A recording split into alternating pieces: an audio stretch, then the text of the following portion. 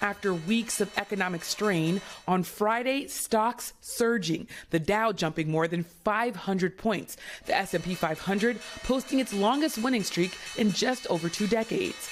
The better-than-expected April jobs report easing fears of a recession, with the U.S. adding 177,000 jobs and the unemployment rate holding steady. The president saying he is confident about his economic strategy in an exclusive interview with Meet the Press moderator Kristen Welker. Some people on Wall Street have expressed concerns that the possibility of a recession is increasing. And I want to know what you think about that. Are you comfortable with the country potentially dipping into a recession for a period of time if you are able to achieve your long-term goals? Well, you know, you say some people on Wall Street say, well, I tell you something else. Some people on Wall Street say that we're going to have the greatest economy in history.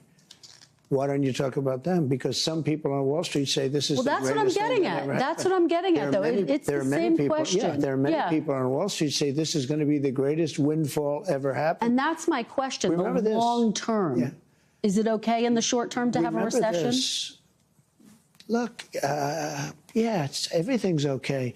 What we are, I said, this is a transition period. I think we're going to do fantastically. Meanwhile, on Friday, President Trump also releasing a budget proposal calling for cuts to domestic programs like public health, education, and clean energy, and increases on his priorities like border security and the military.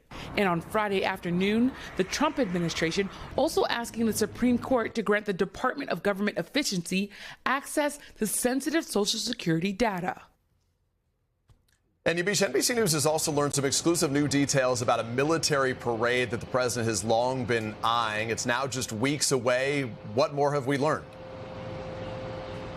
That's right. The U.S. Army is planning a big celebration to recognize not only the 250th anniversary of its founding, but also President Trump's 79th birthday. Both dates are on June 14th.